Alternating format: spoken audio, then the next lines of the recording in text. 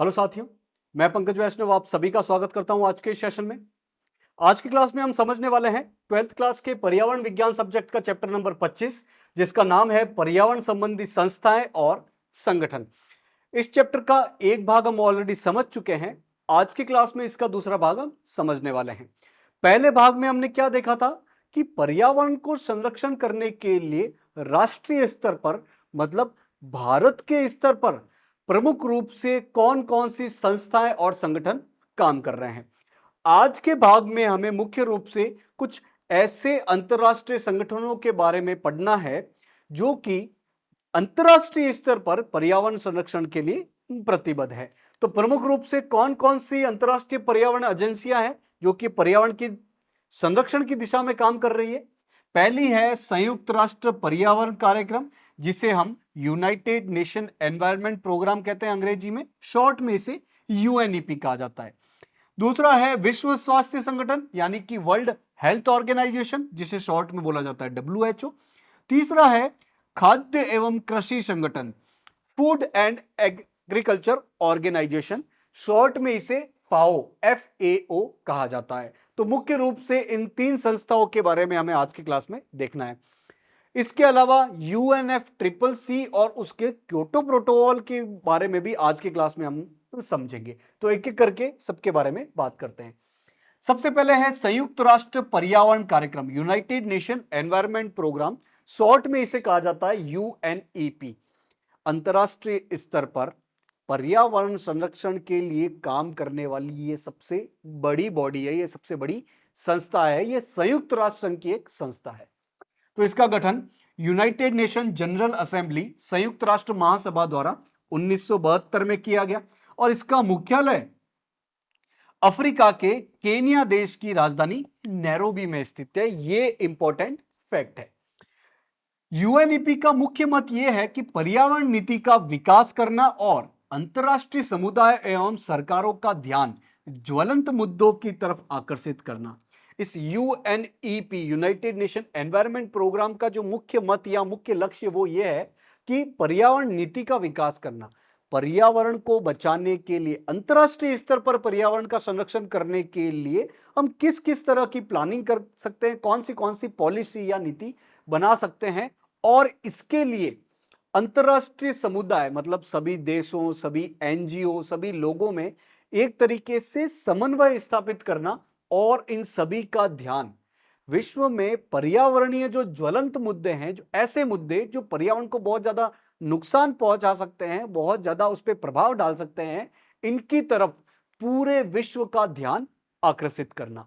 UNEP ने पर्यावरणीय गैर सरकारी संगठन यानी कि NGO के साथ कार्य करने, सरकारों और संस्थानों के साथ नीतियों को विकसित करने और उन्हें क्रियान्वित करने में, पर्यावरणीय विज्ञान और सूचना को बढ़ावा देने में, ऐसी बहुत सारी चीजों में बहुत ज्यादा अहम भूमिका निभाई है। यूएनईपी ने पूरी दुनिया के अलग अलग राज्यों, अलग अलग देशों के सरकारों के साथ मिलकर पर्यावरण संरक्षण की दिशा में, पर्यावरण विज्ञान और इसके सूचना को, इसके इंफॉर्मेशन, इसकी जागरूकता को बढ़ावा देने के लिए बहुत ज्यादा कार्य किए हैं। जो गैर सरकारी संगठन ऐसे जो पर्यावरण संरक्षण की दिशा में काम कर रहे हैं, इनके बारे में हम क्लास 3 में देखेंगे। तो ऐसे गैर सरकारी संगठनों के साथ कार्य करके पर्यावरण संरक्षण को बढ़ावा देने में इस यूएनईपी की बहुत इंपॉर्टेंट रोल है।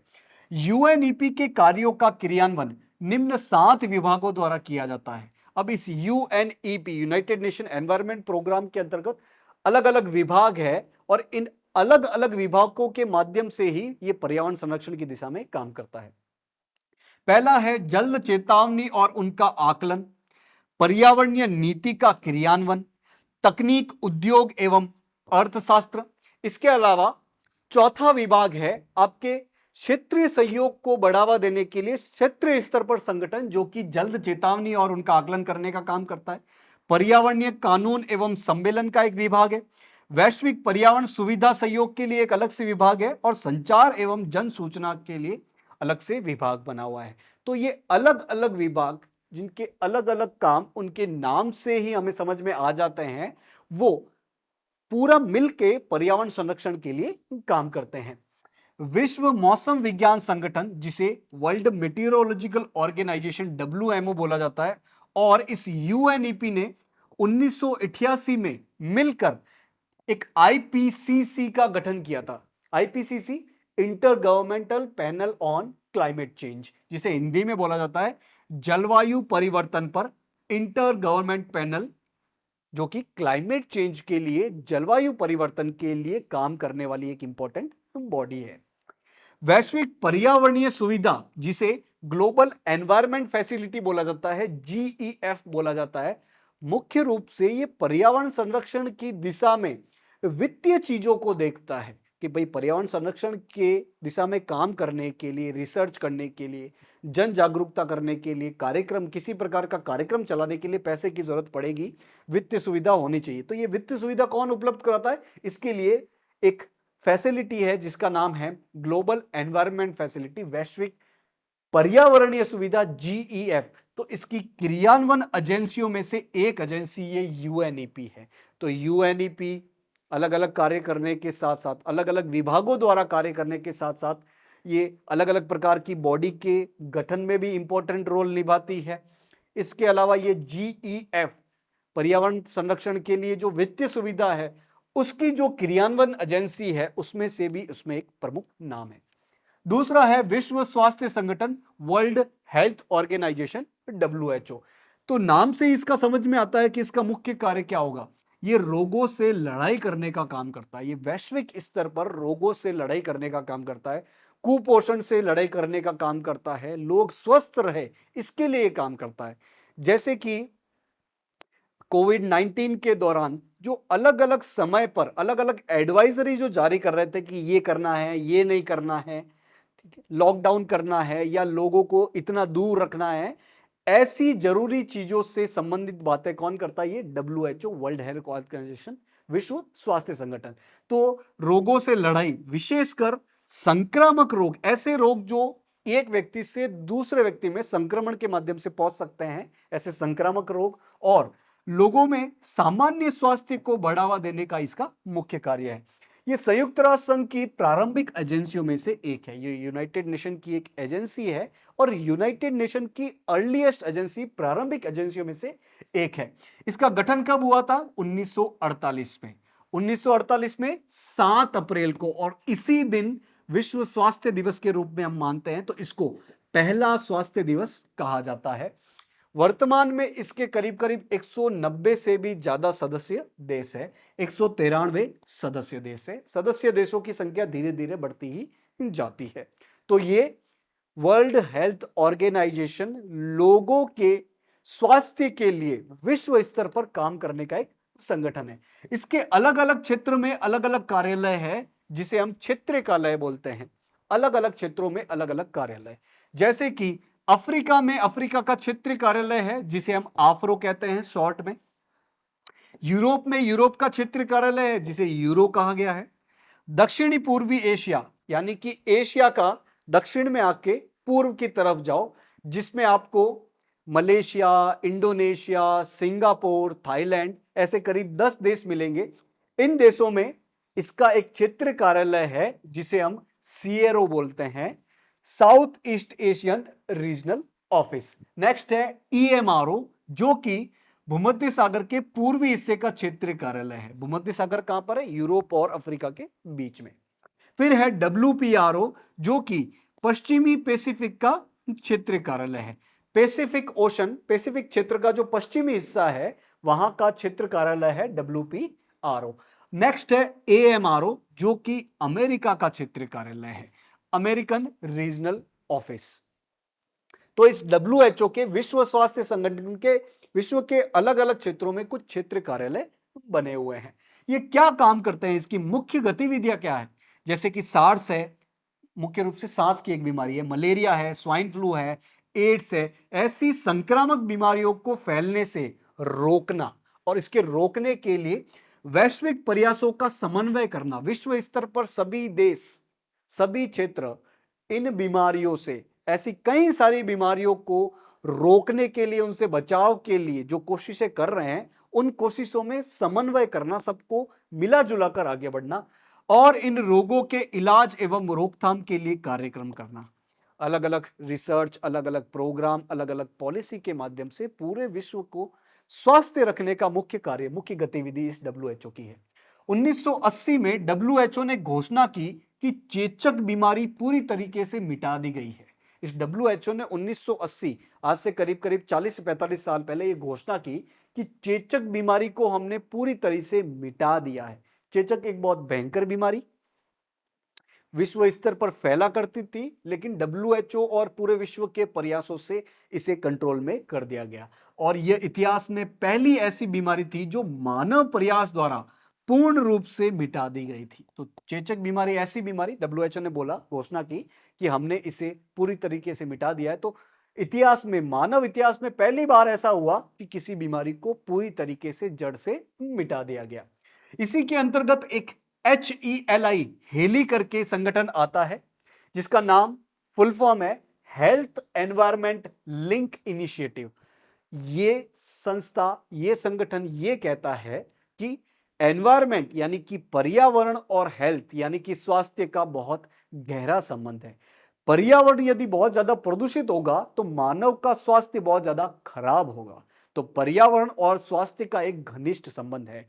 तो इस घनिष्ठ संबंध को दर्शाने के लिए, पर्यावरण को साफ सुथरा रखने की दिशा में डब्ल्यूएचओ का एक संगठन है हेली।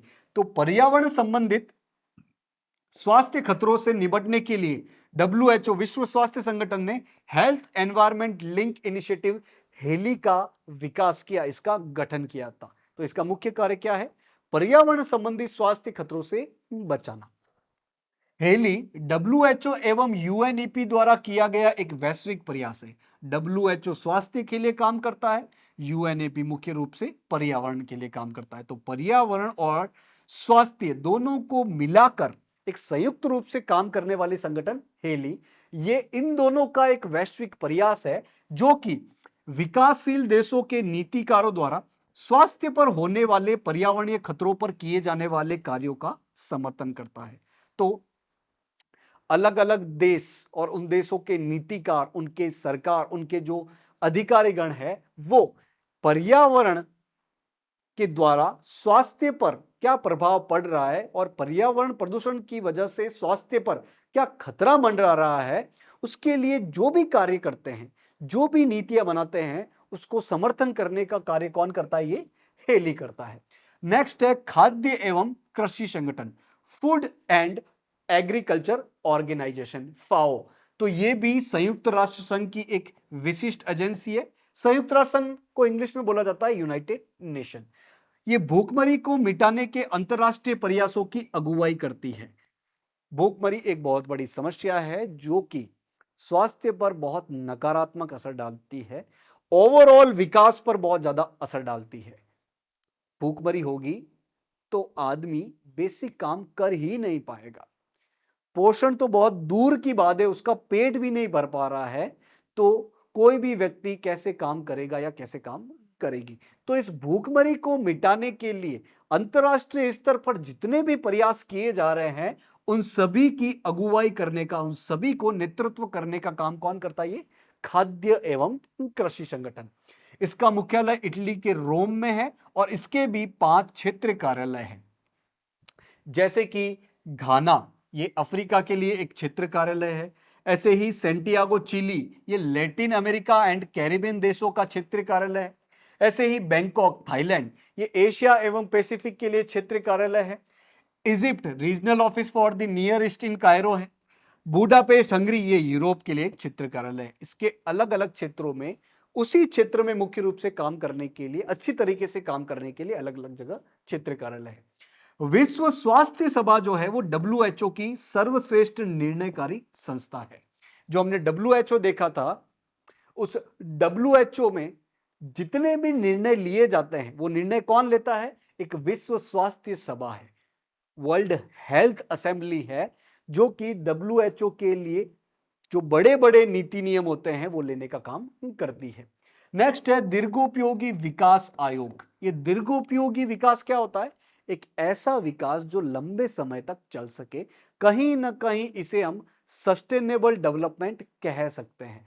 तो इस सस्टेनेबल डेवलपमेंट दीर्घोपयोगी विकास को अच्छी तरीके से आगे बढ़ाने के लिए एक आयोग है, दीर्घोपयोगी विकास आयोग। इसकी स्थापना 1992 1992 में होती है और जनरल असेंबली रिजोल्यूशन द्वारा की गई थी। इस यूनाइटेड नेशन जनरल असेंबली, संयुक्त राष्ट्र की जो महासभा है, उन्होंने एक रिजोल्यूशन लाकर इस CSD दीर्घोपयोगी विकास आयोग की स्थापना की थी। इसे UN आर्थिक एवं सामाजिक काउंसलिंग के कार्यकारी आयोग यानी कि इकोसोक के कार्यकारी आयोग के रूप में स्थापित किया गया था। तो इसे इस संस्था के कार्यकारी आयोग के रूप में स्थापित किया गया था। इसका लक्ष्य क्या है? सतत विकास के लिए एकीकृत एवं व्यापक रूप से भागीदारपूर्ण प्रयास करना। सतत विकास के लिए, दीर्घोपयोगी विकास के लिए ऐसा विकास जो कि वर्तमान पीढ़ी की जरूरतों का ध्यान रखे, पर्यावरण का ध्यान रखे और सबसे जरूरी बात, आने वाली पीढ़ी की जरूरतों का भी ध्यान रखे, उसे दीर्घोपयोगी विकास कहा जाता है, सतत विकास कहा जाता है। तो सतत विकास के लिए पूरी दुनिया में जितने भी काम हो रहे हैं उसको एकीकृत तरीके से काम करना। सभी संस्थाएं, सभी संगठन, सभी देश, सभी राज्य दीर्घोपयोगी विकास के लिए जो भी कार्य कर रहे हैं उन सभी कार्यों में समन्वय आए, उन सभी कार्यों में एक एकीकृत रूप आए, इसके लिए यह कोशिश करता है। एजेंडा 21 जो कि पर्यावरण एवं विकास के मुद्दों पर काम करता है, इसका क्रियान्वयन करने का काम ये CSD ही करता है। ये एजेंडा 21 क्या है? 1992 में ब्राजील के रियो डी जेनेरियो में एक बैठक होती है, एक सम्मेलन होता है जिसमें बहुत सारे संस्थाएं और बहुत सारी कार्यक्रम निकल के आते हैं। उस कार्यक्रम में से एक है एजेंडा 21। 21वीं शताब्दी में सतत विकास कैसे किया जाएगा, इसके लिए एक प्रोग्राम बनाया गया। तो इस एजेंडा 21 को देखता कौन है? इस कार्यक्रम को करने का काम कौन करता है? CSD ही करता है, यह दीर्घोपयोगी विकास आयोग ही करता है। नेक्स्ट है UNFCCC, united nation framework convention on climate change. तो united nation framework convention on climate change, इसका उद्देश्य क्या है? ग्रीन हाउस गैसों के सांद्रण को स्थिर करना।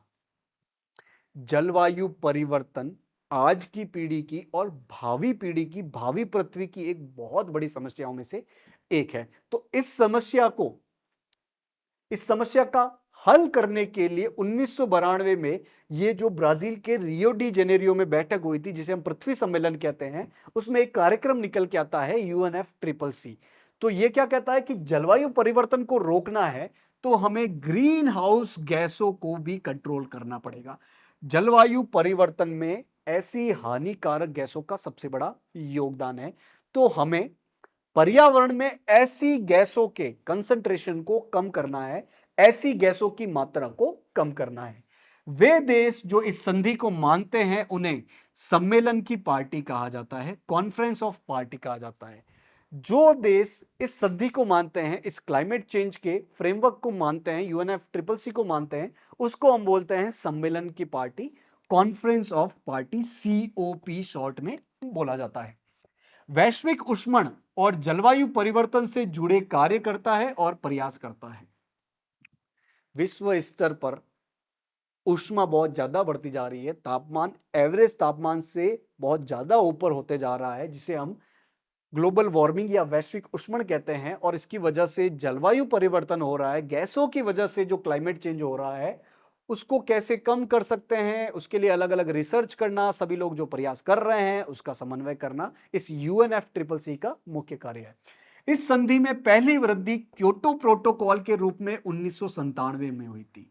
भाई ये तो 1992 में UNFCCC बन गया था, तो लगभग 5 साल बाद 1997 में एक संधि होती है जो कि सभी लोगों को, सभी देशों को मानना कानूनी रूप से जरूरी थी, जिसे हम क्योटो प्रोटोकॉल कहते हैं। क्योंकि ये जापान के क्योटो नामक जगह पे हुई थी, इसीलिए हम क्योटो प्रोटोकॉल कहते हैं। तो देखते हैं क्योटो प्रोटोकॉल क्या है। एक अंतरराष्ट्रीय और कानूनी रूप से बाध्य समझौता है, एक अंतरराष्ट्रीय स्तर पर समझौता है जो कि UNFCCC के अंतर्गत बनाया गया, और जो भी इस पे साइन करेगा वो कानूनी रूप से बाध्य हो जाएगा। किस चीज के लिए? ग्रीन हाउस गैसों को पर्यावरण में कम छोड़ने के लिए। तो इसके द्वारा विश्व भर में ग्रीन हाउस गैसों के उत्सर्जन को कम किया जा सकता है। तो इस क्योटो प्रोटोकॉल के अंतर्गत सभी देशों को बोला गया, इसके जो भी साइन करने वाले देश है उनको बोला गया कि आप लोगों को ग्रीन हाउस गैसों के उत्सर्जन को कम करना है। आप अब कानूनी रूप से बाध्य हो, ताकि हम विश्व के पर्यावरण को बचा सके। यह 16 फरवरी 2005 से लागू हुआ था। 1997 में तो यह बनता है, लेकिन इसके 8 साल बाद से यह लागू होता है। 2005 में यह लागू होता है। देखते हैं इसके दायित्व और सुविधता क्या है।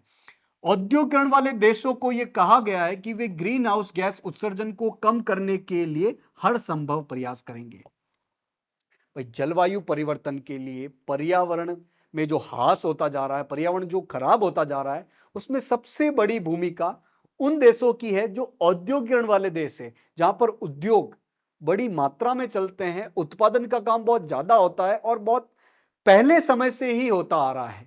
तो जलवायु परिवर्तन के लिए और पर्यावरण को खराब करने में सबसे बड़ा योगदान इन औद्योगिकरण वाले देशों का है। तो इस क्योटो प्रोटोकॉल में यह कहा गया कि ये औद्योगिकरण वाले देश को ग्रीन हाउस गैस को कम करने के लिए सबसे ज्यादा और हर संभव प्रयास करने हैं।